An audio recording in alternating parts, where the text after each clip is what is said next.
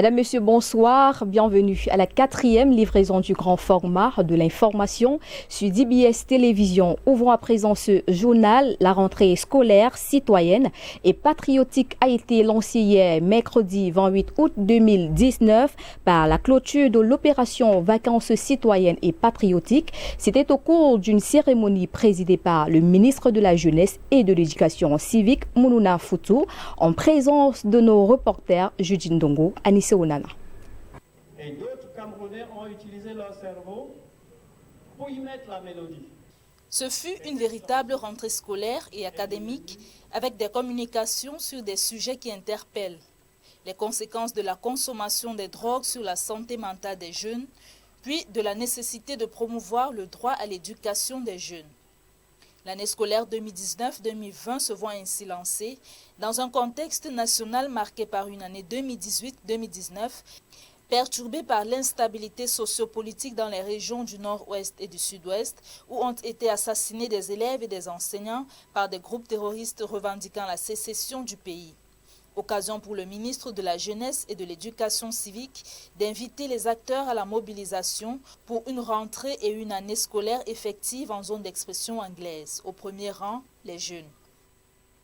Je me réjouis qu'au cours de cette célébration, que les jeunes eux-mêmes aient entendu leur voix à travers la déclaration des leaders des jeunes sous l'égide du Conseil national de la jeunesse du Cameroun qui ont appelé tous les acteurs aujourd'hui à se mobiliser pour cette cause nationale qui est la rentrée scolaire de nos jeunes, que ce soit la rentrée scolaire et universitaire, doit se faire sur l'ensemble du territoire national, y compris dans les zones d'insécurité.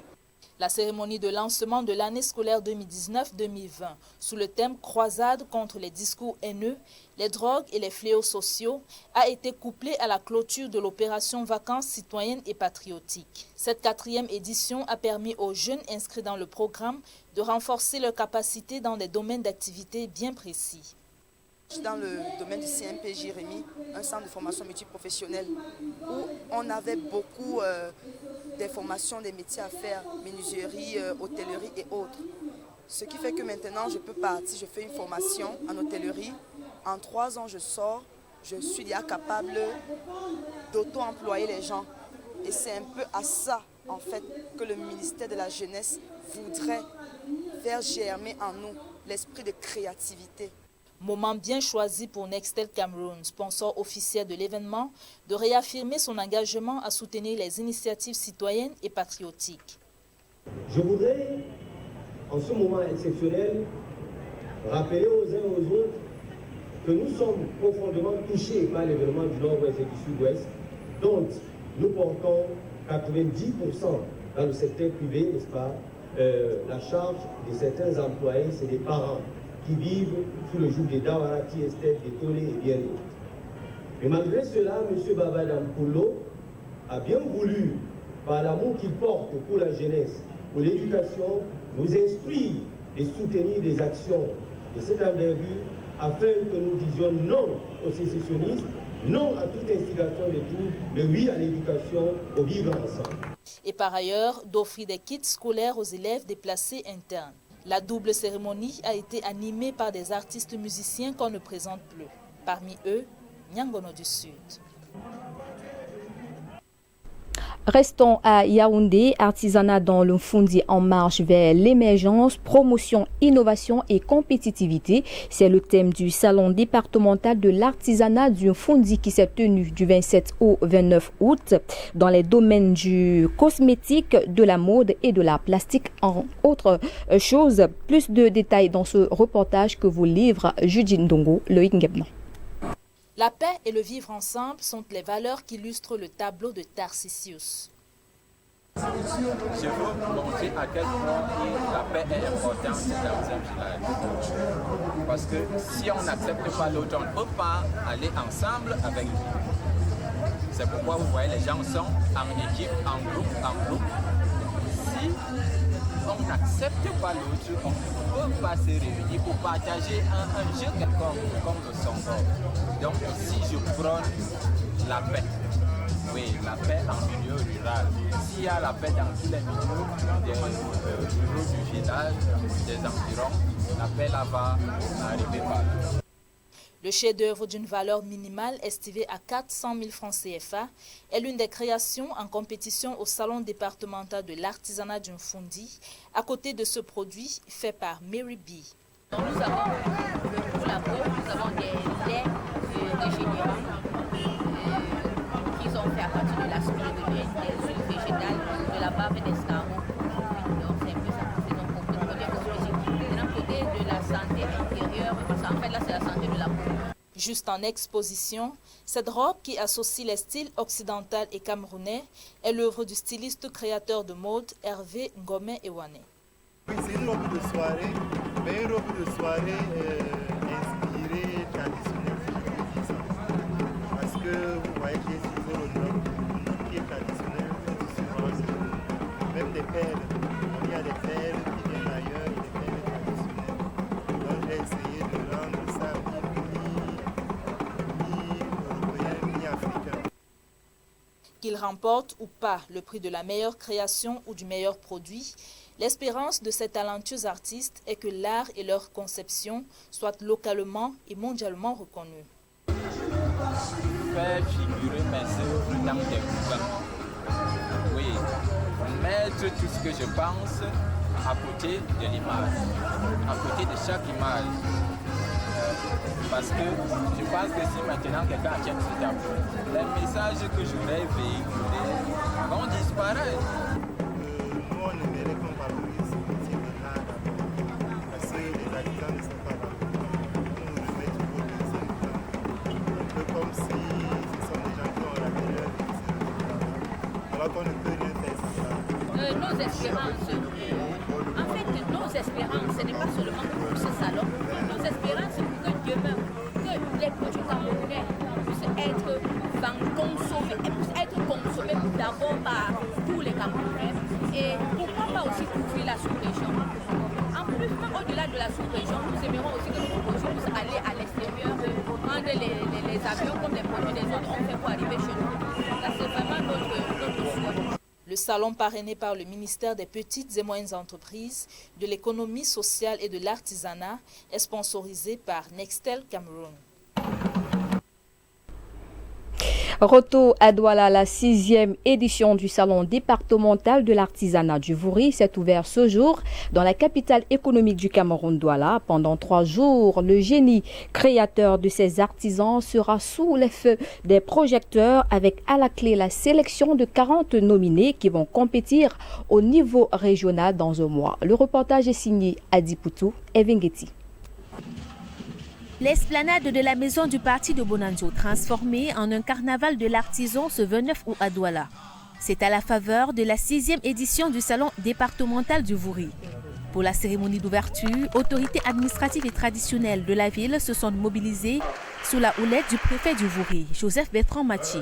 Sur le pupitre, les discours se relèvent avec un seul fil conducteur, la célébration du talent de l'artisan, lequel a su en général toutes les phases de sa transformation à travers des façonnages manuels qui allient ingéniosité et savoir-faire. On utilise également de la farine de riz pour fabriquer des gâteaux, mais aussi de la farine de manioc. Donc l'idée de base, c'est de promouvoir la filière tubercule de chez nous pour faire en sorte qu'il n'y ait plus de fuite de devises liées à l'importation du blé. J'ai des produits cosmétiques faits à base de fruits. La matière première est locale, c'est les fruits que nous trouvons tous les jours sur le marché. Pour ce rendez-vous de l'art 2019, plus de 200 artisans venus des communes d'arrondissement de Douala 1er, 3e et 5e étaient sur la ligne de départ pour 40 nominés. Nous avons procédé au préalable par une sélection au niveau des arrondissements, une exposition municipale organisée par les communes, là où nous avons pu sélectionner 15 artisans par commune en vue de procéder au salon départemental que vous vivez aujourd'hui. Et pour celui-ci, nous aurons nominé 4 artisans de toutes les filières confondues. Et le principal objectif, comme je disais, c'est la consommation de made in Cameroun. C'est la migration du secteur informel vers le secteur formel. Pour la délégation départementale du ministère des Petites et Moyennes Entreprises, de l'économie sociale et de l'artisanat, au-delà d'une compétition, il est surtout question d'améliorer la visibilité de ces génies créateurs. Il nous a été demandé de nominer 40 artisans, dont 15 seront primés. Mais je me suis dit pourquoi ne pas ouvrir la brèche à tous les artisans de mon département ministériel, de notre département du Vouri.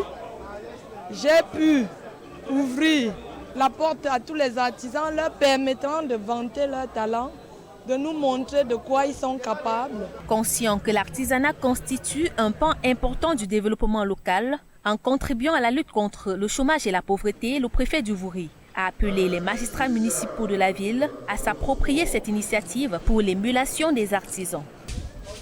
Profiter pour interpeller les municipalités, parce que vous savez très bien que cet événement est une déclinaison de compétences transférées. Alors, lorsque on sollicite des compétences de proximité, il faut bien les assumer. Pendant 3 jours, cette foire-exposition va donner à voir le riche potentiel artisanal, culturel varié du Cameroun en favorisant, entre autres, les rencontres B2B pour l'amélioration de la commercialisation de ces produits made in Cameroun. Dans le Nord Cameroun également, les artisans de la Bénoué s'ouvrent au grand public. Une foire d'exposition de vente de leurs produits a été organisée ce jour à Garoua en vue de sélectionner les meilleurs artisans du département, lesquels prendront part aux différents salons de l'artisanat au niveau régional. Une cérémonie présidée par le préfet de la Bénoué, David Mb. Le reportage est signé Edwige Bertine Biolay, Cefao Bénédicte. Il y a eu du beau à voir au produit des génies créateurs à l'esplanade du village artisanal régional de Garoua au Nord Cameroun, où s'est tenue la foire d'exposition-vente des produits artisanaux, ceci dans le cadre du Salon de l'artisanat du département de la Bénoué édition 2019. Un événement festif, culturel, touristique et économique ouvert aux créations artisanales de ce département qui regorge d'énormes potentialités. C'est même le département qui possède plus de bons artisans, je peux le dire, dans la région du Nord. Parce qu'ici, dans la Bénoué, on trouve toutes formes d'artisanat. La poterie, qu'elle soit brute ou céramique, nous avons les tailleurs, nous avons des maroquiniers qui font de très bons objets, nous avons des agroalimentaires et j'en passe. La possibilité a été ainsi donnée aux exposants, artisans producteurs de mettre en exergue leur talent et leur ingéniosité, question de promouvoir et de vendre leurs œuvres d'art, mais aussi de valoriser la culture et tout ce qui est richesse culturelle du Nord. Si tout ce qui est là est produit localement, je dis bien, je précise localement, puisque le tissu du tissu jusqu'au sac que j'ai présenté là, ce sont des trucs naturels, locaux. Ce que nous souhaitons, c'est l'appui du gouvernement. C'est que l'objet d'art ici dans le Grand Nord, on a un problème de difficulté. Depuis qu'on a eu le problème de secte, mais malgré que la paix revient au Nord Cameroun. À l'issue de ce salon départemental qui se tient à la suite des élections faites, au niveau des 12 communes d'arrondissement que compte la Bénoué, 18 artisans ont été sélectionnés parmi les 50 exposants présents pour représenter le département dans les salons de l'artisanat au niveau régional, voire même national. C'est un moyen, n'est-ce pas, justement, pour permettre aux artisans de se retrouver, d'entrer en compétition et de donner le meilleur d'eux-mêmes pour être sélectionnés et faire voir à la face du monde ce dont ils sont capables. Le salon départemental de l'artisanat de la Bénoué a permis à plus d'un de se faire une beauté, à plusieurs autres de découvrir les danses traditionnelles locales, principalement celles du peuple Fali.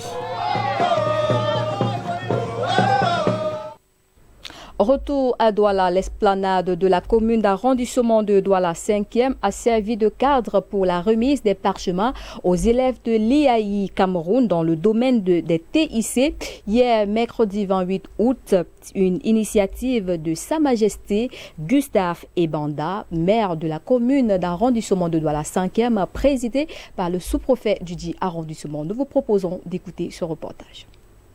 234 élèves de l'IAI Cameroun ont reçu le 28 août 2019 le parchemin de fonds de formation dans le domaine de la technologie de l'information et de la communication, en abrégé TIC, à l'esplanade de la commune d'arrondissement de Douala 5e, une initiative du maire de la dite commune, Sa Majesté Gustave Ebanda, J'inscris la formation des jeunes de Douala 5e au centre de nos préoccupations quotidiennes, afin de leur donner toutes les chances d'une éventuelle insertion professionnelle.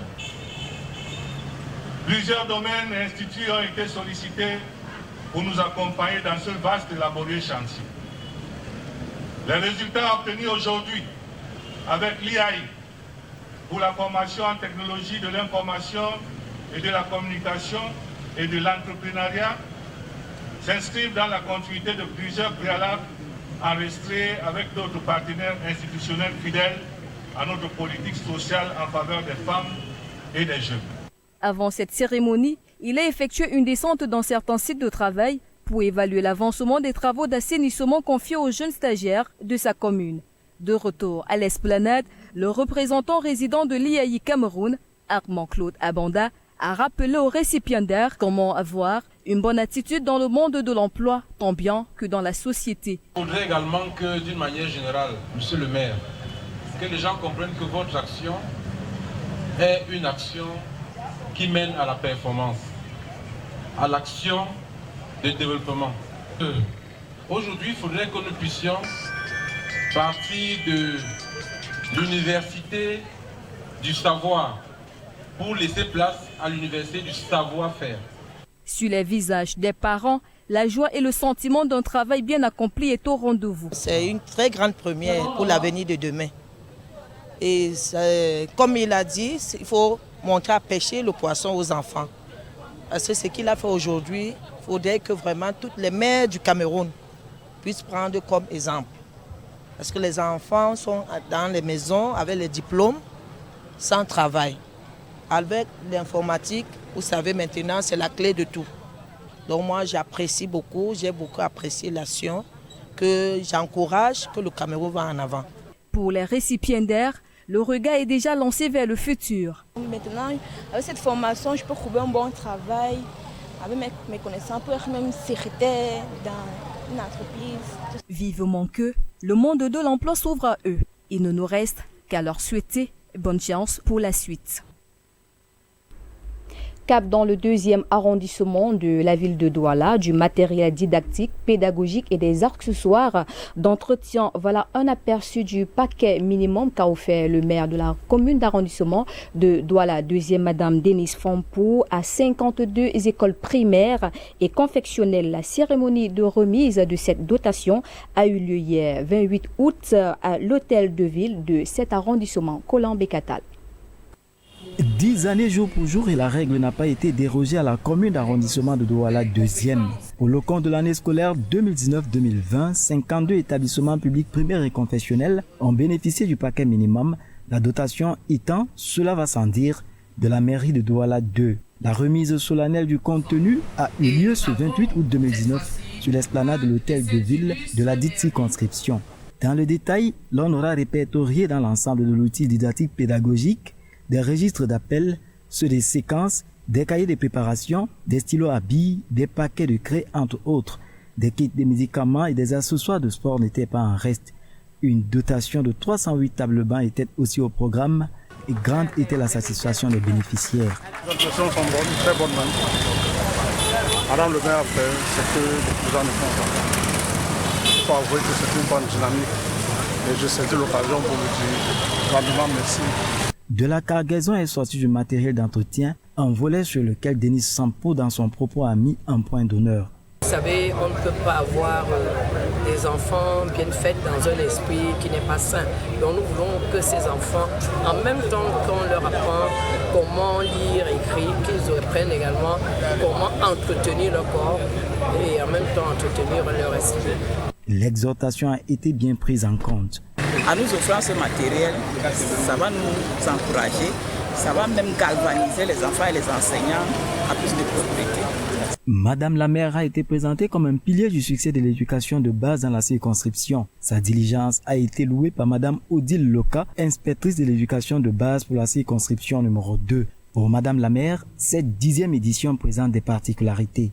Notre souci étant de rendre agréable le cadre scolaire de nos jeunes ou de nos enfants.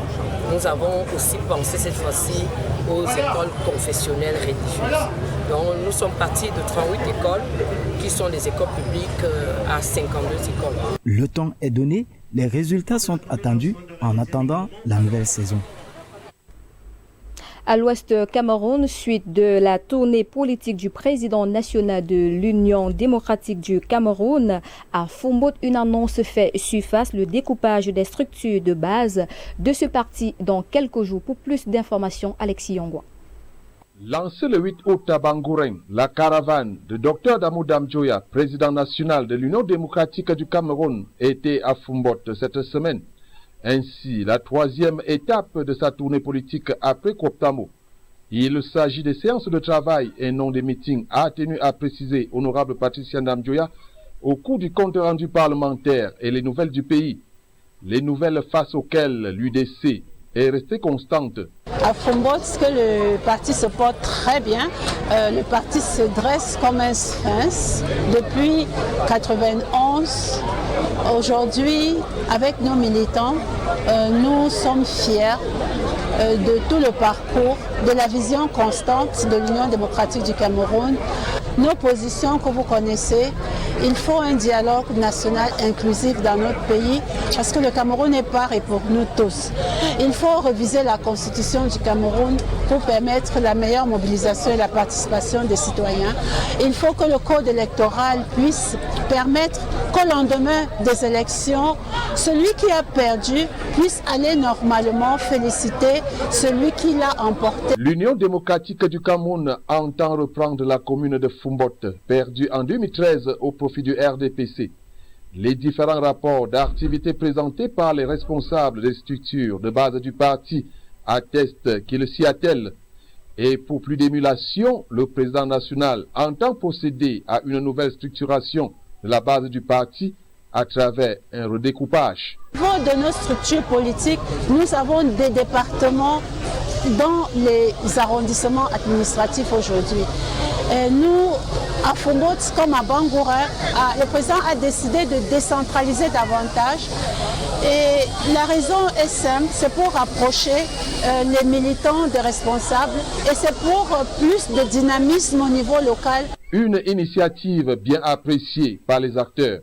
C'est-à-dire que le président national veut rapprocher un peu, n'est-ce pas, les militants des structures politiques dirigeantes et créer, n'est-ce pas, une nouvelle dynamique au sein du comité départemental du Noun 2 à Foumbot. C'est-à-dire au niveau de la conférence communale de Foumbot, nous aurons de nouveaux responsables qui vont prendre en charge la vie politique de l'Union démocratique du Cameroun. Question, n'est-ce pas, de mieux nous aguerrir, n'est-ce pas, pour préparer les échéances à venir ici à Foumbot. À chaque étape, les responsables du parti ont invité les militants et sympathisants à s'inscrire massivement sur les listes électorales au plus tard le 31 août 2019. Croisade pour la paix, l'événement prévu ce 29 août 2019 n'a pas eu lieu pour cause d'indisponibilité de la salle. Les organisateurs ont décidé de déférer l'événement. Que s'est-il exactement passé? Jackson Jock, Constantin Ndomki. Salle de fête d'Akwa Douala, hermétiquement fermée aux meneurs du Croisade de la paix dans leur impératif citoyen qui se résume au souci de ne pas priver les enfants du Nord-Ouest et du Sud-Ouest d'un de leurs droits qui est l'éducation. L'indisponibilité de la salle a perturbé la tenue de l'événement. Il nous a été indiqué que la salle n'est pas disponible pour nous. Malgré toutes les démarches qu'on a faites auprès du préfet, auprès du gouverneur, auprès du délégué, je tiens néanmoins à dissiper tout équivoque. Le sous-préfet a reçu la déclaration et a autorisé cette salle. C'est la salle qui n'a pas été disponible et c'est la raison pour laquelle nous nous voyons contraints de différer cette réunion. Malgré tous les écueils, les initiateurs n'entendent pas s'arrêter en si bon chemin. L'initiative pour la paix que nous avons engagée ne va pas s'arrêter là. Nous allons continuer à nous concerter, à nous organiser, à travailler avec tous ceux qui sont pour la paix pour que les choses reprennent dans de bonnes conditions. Quelques participants courroucés par cette autre occasion manquée pour poser les jalons d'une reprise des classes dans les régions du Nord-Ouest et du Sud-Ouest. Décevant qu'on nous traîne comme ça. Nous voulons accompagner le gouvernement, l'État, à bien faire les choses. Et pourquoi on nous refuse la salle? Rien que la salle. Moi, j'ai fait partie du G20. J'ai soutenu le candidat du président Biya. Voilà même le discours que je dois. Si vous prenez ce discours, vous allez trouver que, franchement, ce n'est qu'un soutien à la paix. J'ai été invité pour cette réunion pour chercher la paix pour notre pays. Malheureusement, je suis arrivé et je constate, comme vous êtes en train de constater, qu'il y a certaines personnes qui ont refusé de ouvrir la salle. Et ça pose beaucoup de problèmes, ça pose beaucoup de questions. Qui sont derrière, n'est-ce pas, notre pays, qui ne veut pas que la paix, qui ne veut pas que les Camerounais s'expriment. Je sors là à 71 ans, je viens maintenant me tenir là, je ne peux pas me tenir. Et en plus de ça, je suis ancienne de l'église à la cathédrale depuis 2017. On a tué qui? La paix, la paix. Tout ce qui est fait pour la paix. Hein, le Cameroun, paix, travail, patrie, c'est ça, non? Que ce soit donc clair, il n'y aura pas d'armes pour compétir sur le théâtre universel du savoir. Il faut donc donner la chance aux initiateurs de la croisade de la paix qui n'en seront peut-être pas les grands vainqueurs, mais c'est l'avenir du pays qui sera garanti parce que les enfants iront à l'école. Il s'agit là d'un impératif citoyen. Et si on parlait autre chose à présent, la plastique et la peinture sont deux disciplines de l'esthétique. Les deux se distinguent tout de même l'un de l'autre par des caractéristiques que présente Judith Ndongo avec l'expertise d'un artiste plasticien. Émotions, sentiments, idées, opinions, rêves ne demandent qu'à être exprimés à travers l'art de manière générale. Pour ce faire, l'art plastique en particulier, également activité intellectuelle, y participe pour la construction de la culture, de l'intelligence et de l'imaginaire. Le plasticien est donc cet artiste créateur qui a pour média d'expression artistique des techniques ou des supports matériels variés appelés plastiques. Ce qui le singularise est son désir de l'expérimentation. Un artiste plasticien, c'est celui qui fait la sculpture, bois et même pierre, les poteries, puis la peinture. Il s'agit en réalité de pratiques ou activités qui donnent une représentation artistique, esthétique ou poétique au travers de formes ou de volumes. Si l'art plastique se définit par la pérennité de l'œuvre, la peinture est cet autre art qui consiste tout simplement à peindre sur une surface en y appliquant esthétiquement des fluides colorés. L'artiste peintre représente alors une expression très personnelle sous des supports tels que le papier, la toile, le bois ou bien d'autres subjectiles. Témoin de son époque, il pratique la peinture comme discipline des beaux-arts ou comme activité de loisir ou encore comme un métier. Son rôle est de mettre en valeur un lieu en le décorant, une personne en la portraitisant ou de diffuser une vision d'un lieu, d'un événement ou d'une idée. Un peintre, si quelqu'un se présente comme étant un peintre, c'est celui-là qui fait uniquement la peinture. Ça veut dire que lui, il a appris au quartier et il fait uniquement la peinture. Bien que l'art plastique et la peinture soient opposés, on retient que les artistes sont liés par un élément fondamental, l'inspiration. La différence est donc connue entre la plastique et la peinture, Madame, Monsieur, voilà, qui met un terme à cette autre édition de l'information sur DBS Télévision. Merci d'avoir été des nôtres. La collecte de ces informations par l'ensemble de la rédaction centrale de DBS Télévision. Retrouvons-nous demain lorsqu'il sera 21h. Au revoir.